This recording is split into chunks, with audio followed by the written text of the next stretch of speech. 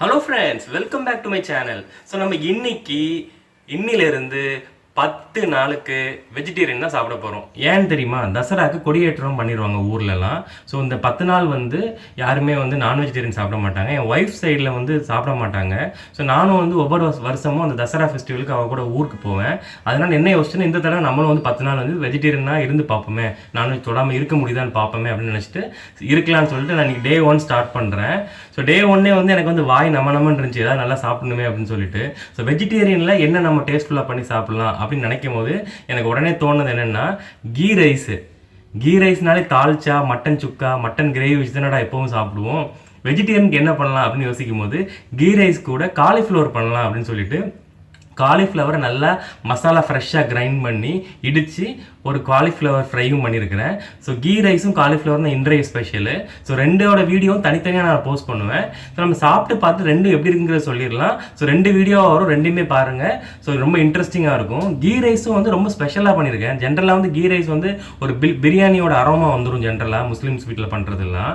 So நான் பண்ணியிருக்கேன் எப்படின்னா அந்த அரோமா இருக்காது. கீ ரைஸில் கீயோட ஃப்ளேவர் மட்டும்தான் மெயினாக இருக்கும். அதுக்கேற்ற மாதிரி ஸ்பைசஸோட காம்பினேஷன்ஸ் போட்டு நல்லா பக்காவாக பெர்ஃபெக்டாக பண்ணியிருக்கேன். அதே மாதிரி காலிஃப்ளவரும் பார்த்தீங்கன்னு வச்சுக்கோங்களேன். காலிஃப்ளவரில் பார்த்தீங்கன்னா ஜென்ரலாக ஃப்ரை பண்ணுவாங்க. கோபி 65, கோபி மஞ்சூரியன் இந்த மாதிரி தான் பண்ணுவாங்க. ஸோ நம்ம நான் வெஜிடேரியனுக்கு எப்படி மசாலா அரைச்சி இடித்து பண்ணுவோமோ அதே மாதிரி ஃப்ரெஷ்ஷாக நல்லா வறுத்து மசாலா ரெடி பண்ணி காலிஃப்ளவரை பண்ணியிருக்கேன். ஸோ ரெண்டுமே சூப்பராக வந்துருந்துச்சு. நம்ம இப்போ சாப்பிட்டு பார்த்துடலாம். இதோ ரெடியாக இருக்குது பார்த்தீங்களா? கீ ரைஸும் காலிஃப்ளவர் இடித்த வறுத்த காலிஃப்ளவர் மசாலா. நானே பேர் வச்சு நான் என்னோட ரெசிபி தான் அது. ஸோ வாங்க நம்ம சாப்பிட்டு பார்த்துடலாம். கீ ரைஸ் முதல்ல எப்படின்னு பார்த்துடலாம்.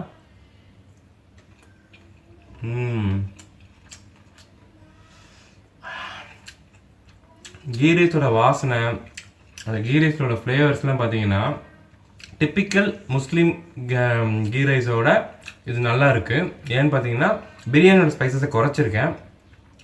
ஸோ வெஜிடேரியன் பண்ணும்போது நம்ம பிரியாணியோட ஸ்பைசஸ் லெவலில் கொஞ்சம் குறைச்சா தான் கீ ரைஸ் நல்லா டேஸ்ட்டாக இருக்கும்.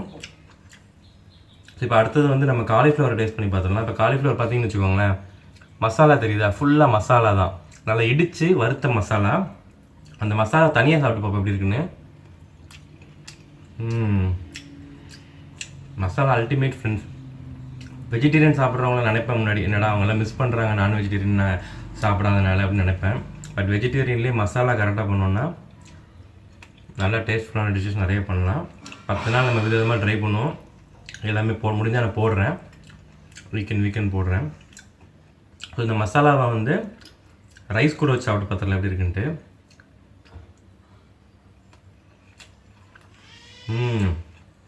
Ultimate friends. வாங்க வீடியோக்குள்ளே போகலாம். இது எப்படி செய்யலாம்ங்கிறத காட்டியிருக்கேன். வீடியோ கொஞ்சம் லெங்க்த்தியாக தான் இருக்கும், ஆனால் ஃபுல்லாக பாருங்கள். ஃபுல்லாக பார்த்தீங்கன்னா தான் அந்த டேஸ்ட்டு, அந்த அரோமா எல்லாமே பெர்ஃபெக்டாக வர்ற மாதிரி பண்ண முடியும். வாங்க வீடியோக்குள்ளே போகலாம் ஃப்ரெண்ட்ஸ். ஸோ கீ ரைஸ் செய்கிறதுக்கு தேவையான பொருட்கள் என்னென்னு பார்த்துடலாமா? ஸோ ஃபஸ்ட்டு கொஞ்சம் கீ தேவை, அப்புறம் ஃப்ரைடு ஆனியன்ஸு, அப்புறம் கிஸ்மிஸ் பழம், அதுக்கப்புறம் முந்திரி பருப்பு. இதெல்லாம் தான் அரோமா கொடுக்க போகிற ஒரு முக்கியமான இன்க்ரீடியன்ஸு இந்த கீ ரைஸ்க்கு. ஸ்பைசஸ்ன்னு பார்த்தீங்கன்னா ஒரு 4 கிராம்பு, ஒரு 3 ஏலக்காய், ஒரு சின்ன துண்டு பட்டை. ஸோ இதெல்லாம் தான் நமக்கு தேவை. அதுக்கப்புறம் பார்த்தீங்கன்னா ரைஸ் பார்த்தீங்கன்னா India Gate basmati rice, classic basmati rice 2 cup நல்லா ஊற வச்சுருக்கேன். 20 மினிட்ஸ் ஊற வச்சு ஸ்ட்ரெயின் பண்ணி எடுத்து வச்சுருக்கிறேன். அதுக்கப்புறம் ஒரு முழு பல்லாரி, அப்புறம் ஒரு சின்ன துண்டு இஞ்சி, ஒரு 3-4 பூண்டு பல், அப்புறம் ஒரு மிளகா. ஸோ இந்த ப்ராடக்ட் நான் ஏன் இங்கே காட்டுறேன்னு பார்த்தீங்கன்னா இது நான் சாப்பிங்க்கு யூஸ் பண்ணுற ஒன் ஆஃப் தி ப்ராடக்ட்டு. இது ரொம்ப சிம்பிளாக இருக்கும் சாப்பிங்க்கு. ஸோ பேச்சுலர்ஸ்க்குலாம் ரொம்ப ஈஸியாக இருக்கும் சாப் பண்ணுறதுக்கு. அது மாதிரி இந்த ஃப்ரைடு ஆனியன்ஸும் பேக்கெட்டில் ரெடிமேடில் கிடைக்குது. ஸோ இந்த ஃப்ரைடு ஆனியன்ஸு, அதுக்கப்புறம் இந்த சாப்பிங் மிஷினு, அப்புறம் இந்த பேனு, அப்புறம் அந்த உரல் கல், இது எல்லாமே நான் அமேசானில் வாங்கினேன். ஸோ இதோட லிங்க்லாம் நான் வீடியோ டிஸ்கிரிப்ஷனில் கொடுத்துருக்கேன். நீங்களும் பாருங்கள், உங்களுக்கு யூஸ்ஃபுல்லாக இருக்கும் இந்த ப்ராடக்ட்ஸ்லாம். தேவைன்னா வாங்கிக்கோங்க. ஸோ பேச்சுலர்ஸ்க்கு ரொம்ப ஈஸியாக இருக்கும் இதெல்லாம். இந்த சாப்பிங் பாக்ஸ் நிச்சயமாக உங்களுக்கு யூஸ்ஃபுல்லாக இருக்கும். நான் அதை எப்படி சாப் பண்ணுங்கிறது காட்டுறேன்.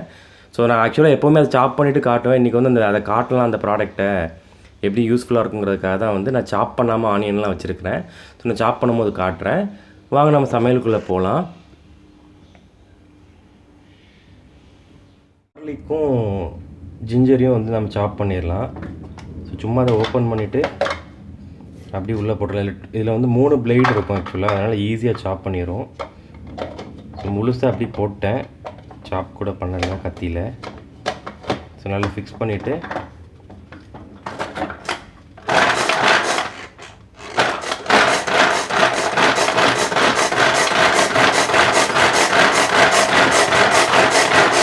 அவ்வளோதான். மூட்டை பூச்சியை நசுக்கும் லேட்டஸ்ட் மிஷின் மாதிரி தான்.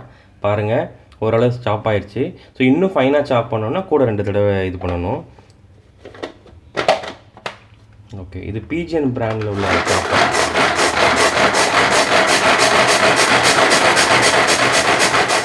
நல்லா ஸ்பீடாக பண்ணிட்டேன். நல்லா ஃபைனாக சாப் ஆகிருக்கு பார்த்தீங்களா, அழகாக சாப் ஆகிடுச்சு பார்த்தீங்களா. ஸோ நம்ம எடுத்து வச்சுக்கலாம் ஒரு கண்டெய்னரில். அந்த பிளேடை மட்டும் வெளியே எடுத்துகிட்டு இதை அப்படியே வந்து ட்ரான்ஸ்ஃபர் பண்ணிட வேண்டியதான். ஸோ எவ்வளோ அழகாக சாப் பண்ணியிருக்கு பாருங்கள் ஃப்ரெண்ட்ஸ். பேச்சுலர்ஸ்க்குலாம் ரொம்ப ஈஸி தான் இருக்கும் இந்த மாதிரி சாப்பிங் மிஷின்லாம் வச்சுட்டேன். நிறைய பேருக்கு வந்து இந்த கட் பண்ணுறது, காய்கறி கட் பண்ணுறது, க்ளீன் பண்ணுறது, இதுதான் வந்து பெரிய சங்கடமான வேலையாக இருக்கும் பேச்சுலர்ஸ்க்கு.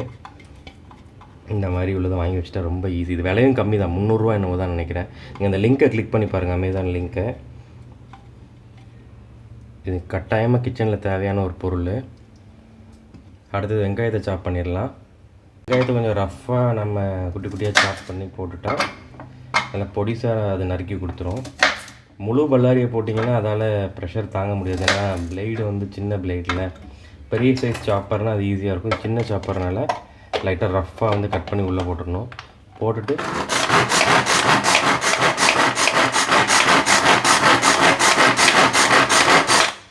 அவ்வளோதான்.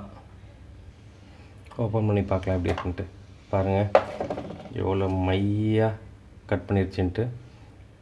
இது எது கத்திலெலாம் கட் பண்ணணும்னா நல்ல ஸ்கில் வேணும், கட்டிங் ஸ்கில்லு. ஸோ இது ஒரு பாத்திரத்தில் ட்ரான்ஸ்ஃபர் பண்ணிடலாம். இந்த பிளேடை தனியாக வச்சிடணும். பிளேடு ரொம்ப ஷார்ப்பாக இருக்கும், அந்த பிளேடு மட்டும் ஹேண்டில் பண்ணும்போது பார்த்துக்கலாம் ஹேண்டில் பண்ணணும். பாருங்கள் நல்லா எவ்வளோ ஃபைனாக சாப் பண்ணியிருக்குன்ட்டு.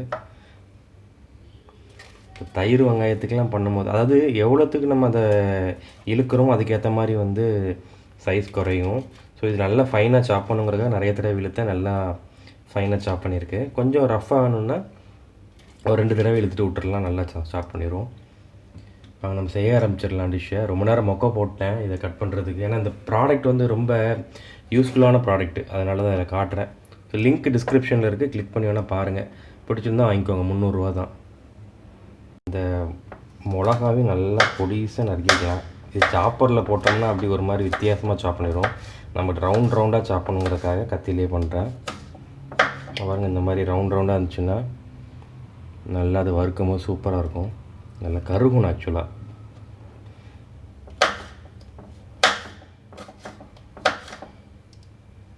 ஒரு குக்கர் எடுத்திருக்கேன். ஸோ அடுப்பை பற்ற வச்சாச்சு. ஸோ குக்கர் கொஞ்சம் ஹீட் ஆகிட்டு, ஹீட் ஆனதுக்கப்புறம் ஃபஸ்ட்டு நெய் ஊற்றணும்.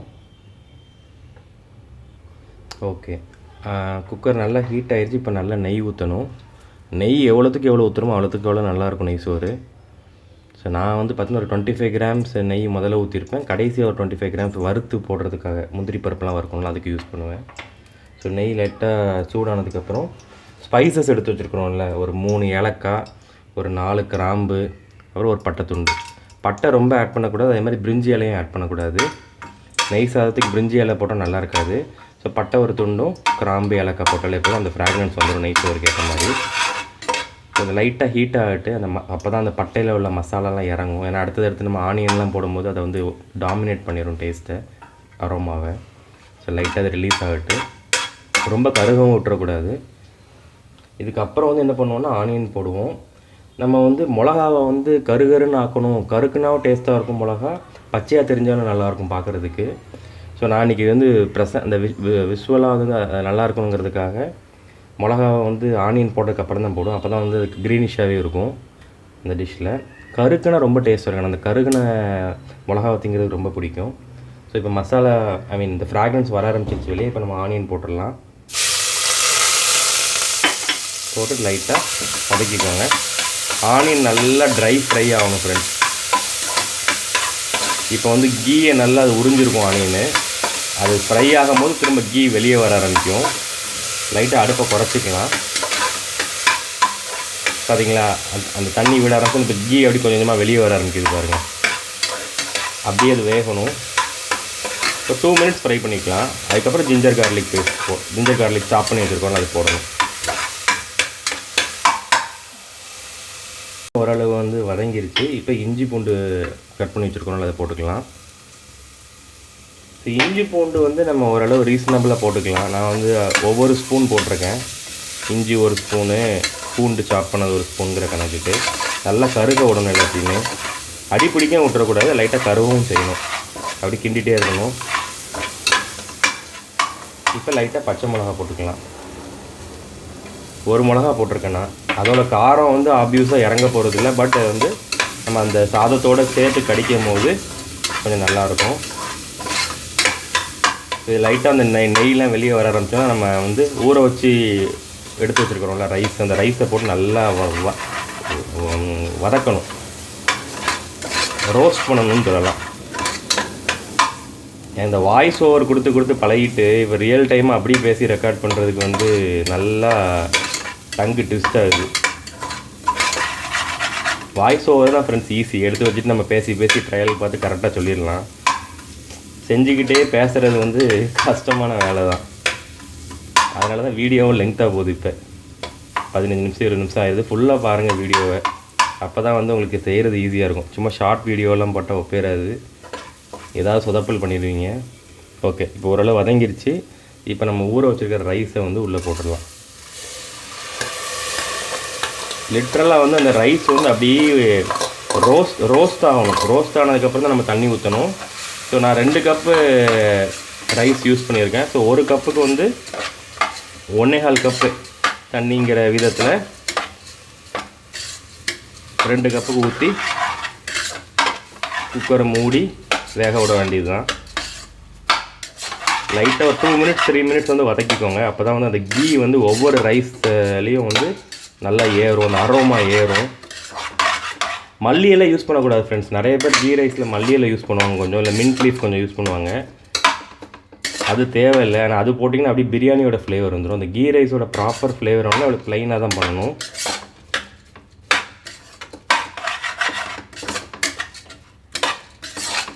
லைட்டாக வதங்கிட்டு ரைஸ் நல்லா வந்து ட்ரை ஆயிடுச்சு.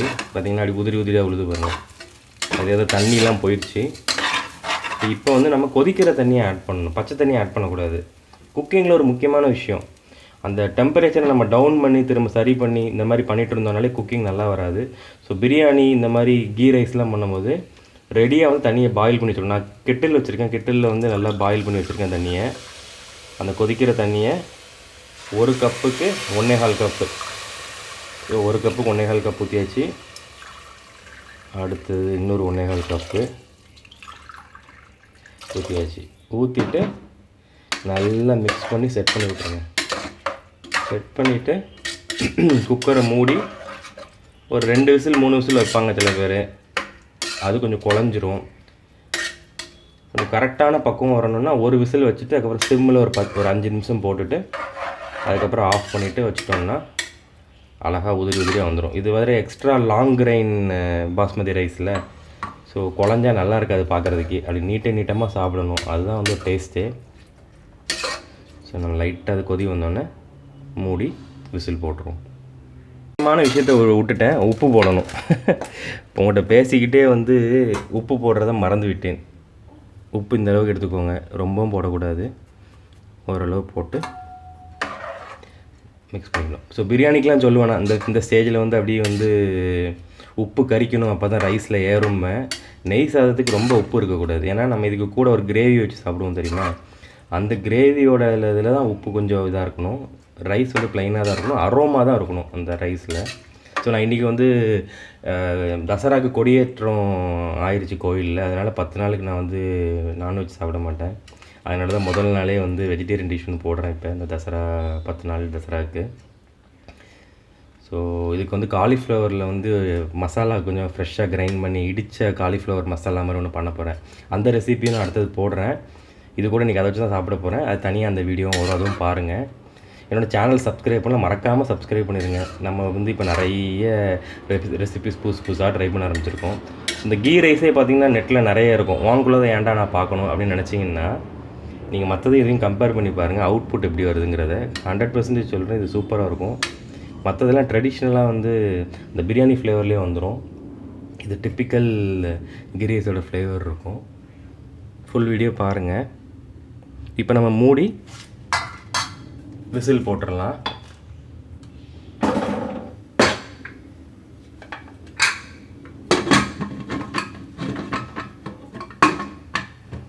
ஓகே, ஒரு விசில், அதுக்கப்புறம் 5 நிமிஷம் சிம்மு. ஒரு விசில் வந்துடுச்சு. இதுக்கப்புறம் வந்து சிம்மில் போட்டு ஒரு 10 நிமிஷம், 5 நிமிஷம் 10 நிமிஷம் சிம்மில் வைக்கலாம். சிம்மில் போட்டேன் இப்போ. ஸோ சிம்மில் ஒரு 5 நிமிஷம் இருக்கட்டு, நல்லா வெந்துடும். 5 நிமிஷம் ஆயிடுச்சு, அடுப்பையும் ஆஃப் பண்ணிட்டேன். ஸோ இதை ஓரமாக எடுத்து வச்சுட்டு இதை நம்ம ஃபைனலாக வந்து தாளித்து போடணும்னு சொன்னேன்ல, கேஷ்யூ நட்ஸ் அதெல்லாம் நம்ம வந்து இப்போ ரெடி பண்ணிடலாம். இது வந்து ஓரமாக ஸ்டீமில் கொஞ்சம் வெந்துகிட்டே இருக்கட்டு. ஸோ அதுக்குள்ளே நம்ம வந்து ஃபைனல் கார்னிஷிங்க்கு யூஸ் பண்ணுற அந்த நட்ஸ் அண்டு ரைசின்ஸை வந்து நம்ம வறுத்துக்கலாம். ஸோ முதல்ல கொஞ்சம் நெய் ஊற்றிக்கலாம். நெய் நல்லா கொதிச்சதுக்கப்புறம் ஃபஸ்ட்டு வந்து முந்திரி பருப்பு போட்டு லைட்டாக வறுத்துக்கணும். கேஷ்யூ நட்ஸ், அதாவது லைட்டாக முதல்ல முந்திரி பருப்பு லைட்டாக டக்குன்னு பண்ணிடணும். இதை கருகவே விட்டுறக்கூடாது. கருக விட்டோன்னா அவ்வளோதான், முடிஞ்சு போச்சு, எல்லாம் சொதப்பிடும் டிஷ்ஷு. லைட்டாக பொன்னிறமாக வதக்கணும் கேஷ்யூ நட்ஸை. ஸோ மீடியம் ஃப்ளேம்லேயே வச்சு வதக்கணும், ஹை ஃப்ளேம் வைக்காதீங்க.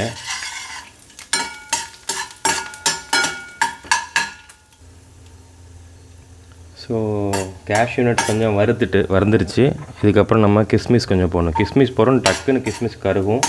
அதனால் அது உப்பி வந்தோடனே வந்து அந்த ஃப்ரைட் ஆனியன்ஸை போட்டுடணும். ஸோ ஏன்னா ஃப்ரைட் ஆனியன்ஸ் போட்டோடனே என்ன ஆகும்னா அந்த நெய்யை ஃபுல்லாக அந்த ஃப்ரைட் ஆனியன்ஸ் உறிஞ்சிரும். ஸோ அதுதான் ஒரு சீக்ரெட் ஆக்சுவலாக. அந்த நெய்யை உறிஞ்சி அது நல்லா வந்து சொதன்னு ஆயிரும்.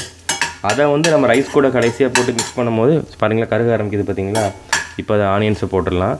போட்டு நல்லா பரட்டணும்னா அந்த கீயை ஃபுல்லாக அந்த ஆனியன்ஸ் உறிஞ்சிரும். இப்போ நம்ம அடுப்பை ஆஃப் பண்ணிடணும். இதுக்கப்புறம் ஃப்ளேம் வைக்கக்கூடாது. ஆஃப் பண்ணிவிட்டு அந்த ஹீட்லேயே நல்லா எல்லாத்தையும் நல்லா பரட்டி விட்டுருணும். இந்த ஃப்ரைட் ஆனியன்ஸ் தான் ஃப்ரெண்ட்ஸ் ஒரு சீக்ரெட்டு கீ ரைஸ்க்கு. இந்த ஃப்ரைட் ஆனியன்ஸை மேலே போட்டு அந்த ரைஸ் கூட மிக்ஸ் பண்ணி சாப்பிடும்போது அவ்வளோ அரோமேட்டிக்காக இருக்கும். ஸோ ரெடி ஆகிடுச்சு. நம்ம அது ஸ்டீம் இறங்கினதுக்கப்புறம் அதை திறந்துட்டு இதை உள்ளே போட்டு மிக்ஸ் பண்ணிவிட்டு சர்வ் பண்ண வேண்டியதான் ஃப்ரெண்ட்ஸ். ஸ்டீம் இறங்கிடுச்சு. ஸோ திறந்துடலாம். வாவ், ரொம்ப அழகாக ரைஸ்லாம் பாருங்கள், நீட்டமாக இருக்குது. ஸோ ரொம்ப அழகாக வெந்திருக்கு. ஸோ இதுக்கு மேலே வந்து நம்ம வறுத்து வச்சுருக்குறோம்ல, அதை உள்ளே போட்டுடலாம். போட்டு அப்படி அழகாக சுற்றி கொஞ்சம் அழகாக இருக்கிற மாதிரி போட்டுட்டு ஃபினிஷிங் சூப்பராக இருக்கும் பார்க்குறதுக்கு.